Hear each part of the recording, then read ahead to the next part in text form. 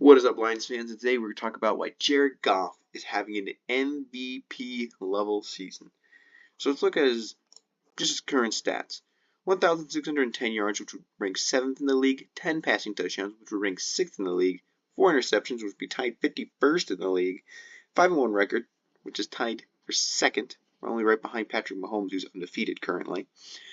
A 73% completion percentage, where Jared Goff is ranked 2nd, right behind Jaden Daniels in his historic season.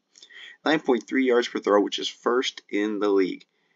They may be saying, oh, what's his overall season looking like? This is good stats. What's his overall season pace looking like? He's getting 283 yards a game, 1.6 touchdowns a game, 0.6 interceptions a game, 4,726 yards is going to be his total season pace for his total yards. He's on pace to get 27 touchdowns, and he's on pace to only get 10 interceptions. Pretty good. You may be like, Dan, come on. That's a good season, but is it really MVP? Well, that's just his overall current season pace. That includes his bad games where he had a little rust. So let's look at his past 3 games. This is the games where he's truly started to turn around and playing at a high level. In his last 3 games, he went 48 for 55, 763 passing yards, 7 total touchdowns, 0 interceptions, 155 passer rating. For that would get him on pace for 4,861 yards, 35 touchdowns, and 4 interceptions, counting his current total stats with his pace with his last 3 games. That's insane. And just to make sure you guys know, this guy is also throwing the ball deep.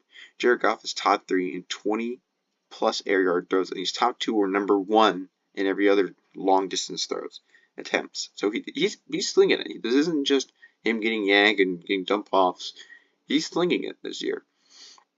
So then you may be going, all right, Dan. Well, that's good stuff, but why is that insane? Well, let's look at some of the numbers here. Jared Goff, he's the 4th player in history to do this, to post a passer rating of 140 in 3 straight games. He'd be joining Aaron Rodgers, Kurt Warner, and Roger Staubach. Very interesting stuff, right? And we look over here. Jared Goff has only had 12 incomplete passes in his last 78 passing attempts. That's insane. And there's just so much stuff in here if you really look.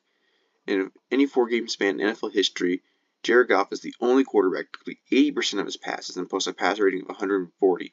In each of his last 4 games, he's posted at least 2 touchdown passes, a 72% completion percentage, and a 110 passer rating. He's making history, guys. And let's look here. How's he doing? How's he doing against pressure?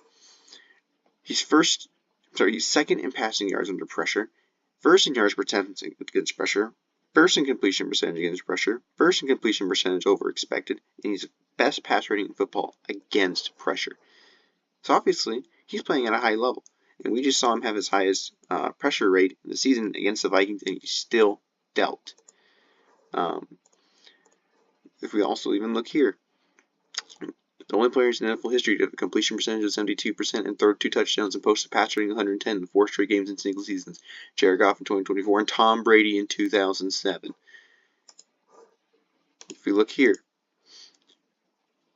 Jared Goff when targeting passes sticks in his past 3 games. He's 21 of 28, 501 passing yards, 6 passing touchdowns, 0 interceptions, and a 156.3 passer rating. So this is past 10 yards. So obviously this guy is throwing it a lot. Past 10 yards, he's doing incredible, and he's lining up right with everybody. You may be like, okay, Dan, those are names. Why is that impressive? Well, for the first stat, Rodgers, Warner, and Staubach all won MVP that year with a 3-game pace. Having a 5-1 record, that means he's probably going to get a 13-plus season win at least. That's generally a requirement for it.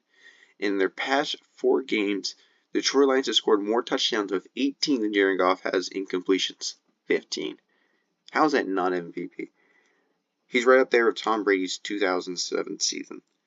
This guy is popping off. He's playing up there right with the elite of history. He's having a historic year. This guy deserves MVP.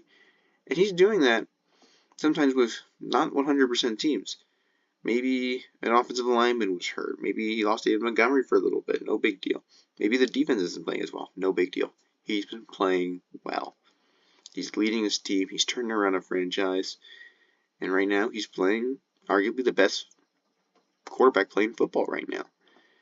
That's an MVP. That's why I think Jared Goff deserves to be MVP.